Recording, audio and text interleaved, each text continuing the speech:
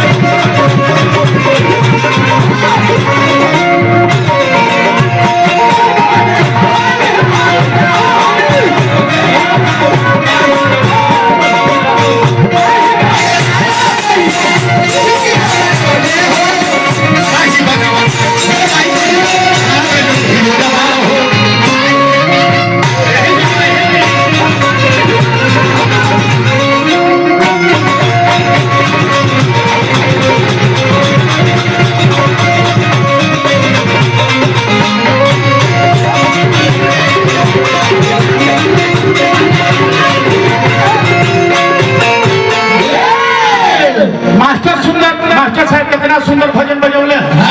कि जाही बनवना ये मैया सिटियो न डोले होता ही बनवना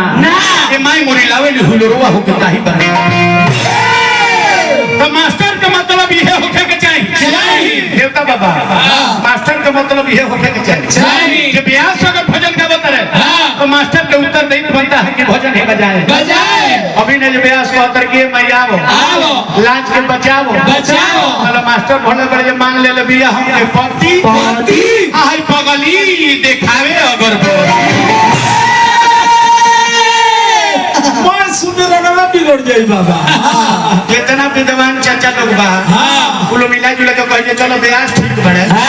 बाकी बेंजू वाला चहेटे लायक हो गई फूल भाषा वही में भाषा ये तो अभी निमत पर काले को हमारे देवता बाबा व्यास से संगत भई सुकोट व्यास वो कहतर कि एक है जी आई फिर हमरा देवता बाबा की तरफ से आशीर्वाद है चरण में बार बार प्रणाम करो पूरे परिवार में मंगल ही मंगल होते रहे हमने कही है माई से प्रार्थना करो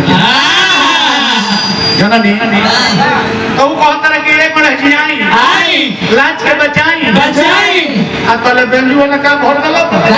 कि पतरी कमर जिंदगी भर रही है हमको जो धन व्यास बड़ो आ धन तू मास्टर बड़ो त माई न होली तू चाहे दुर्गा माई हो चाहे काली मैया हो चाहे सीता मैया हो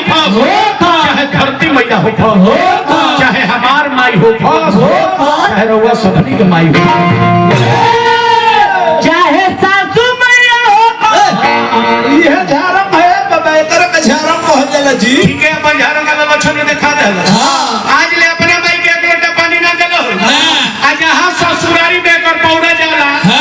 तो एकरा अम्मा जी के दामा ऊपर पड़े बढ़े लगे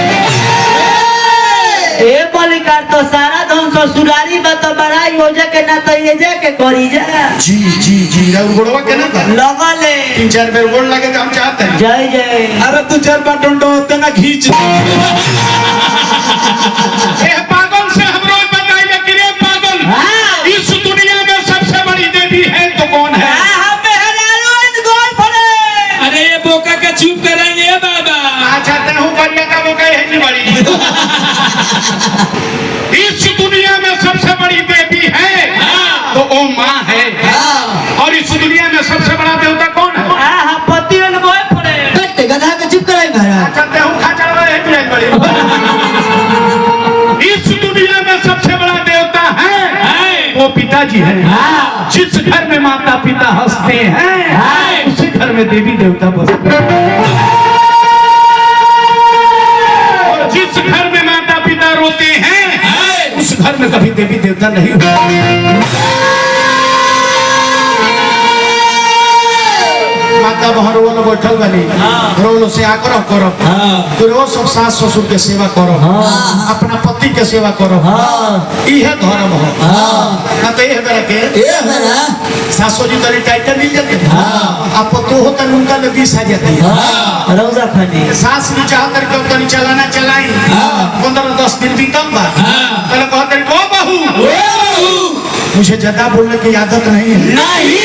मैं इस तरह कर दूंगी मैं इस तरह कर दूंगी तो समझ लेना कि सासू का बुला रहे पतोहिया ससुरी से 20 दिया तो कहते कि ए अम्मा जी